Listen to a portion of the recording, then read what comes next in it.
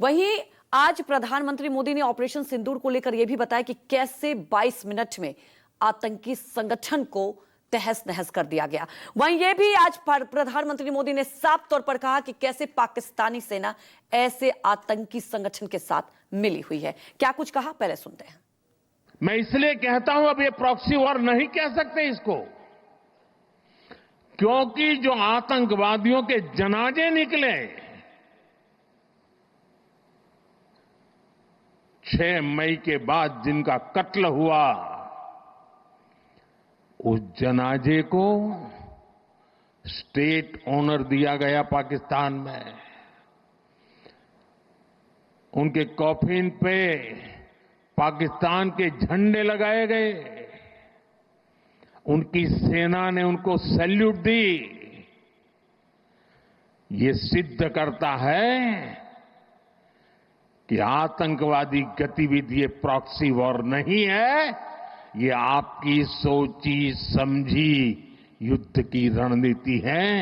आप वॉर ही कर रहे हैं तो उसका जवाब भी वैसे ही मिलेगा।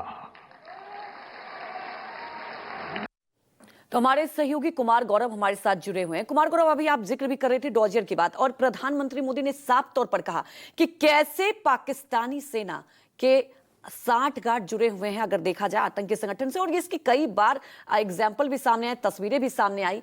तो क्या समझा जाए आगे, इसके लिए क्या कदम उठाया जा रहा है सरकार की तरफ से?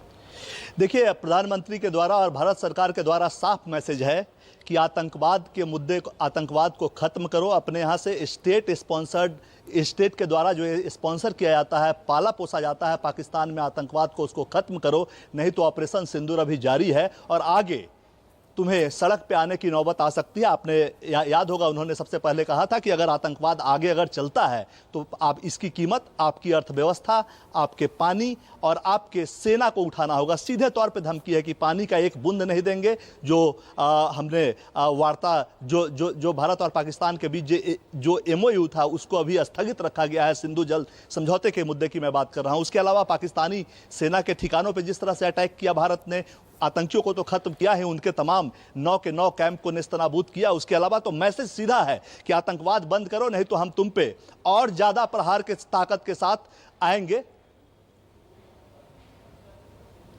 जी कुमार गौरव।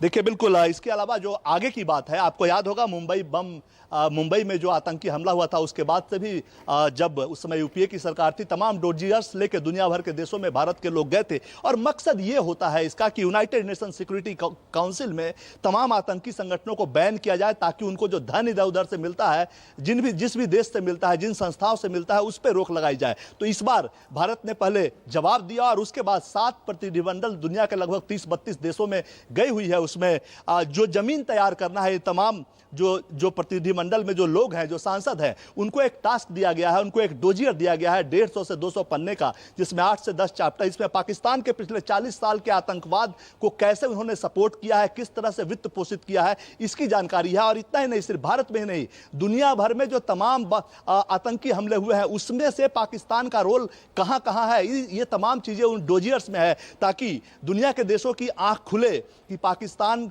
के मुद्दे पे आप गुड टेरर और बैड टेरर की बात न करें। आतंकवाद है, वो दुनिया भर के लिए एक ही तरह की मुसीबत लेकर आता है। तो अभी जो प्रतिनिधिमंडल है, उनका काम है कि जो अभी 15 परमानेंट मेंबर्स, 5 परमानेंट मेंबर्स है, जिसमें 4 में भारत का प्रतिनिधिमंडल गया है, इसके अलावा 10 के आसपास जो नॉन परमानेंट। ठीक है, बिल्कुल कुमार गौरव, क्योंकि पूरी दुनिया के सामने पाकिस्तान का चेहरा बेनकाब करने के लिए भारत हर वो कदम उठा रही है। और आप देख रहे हैं कि किस तरह से अब पाकिस्तान घुटने पर भी आ चुका है। यहां पर पाकिस्तान अब बात कर रहा है कि अब बातचीत किया जाए।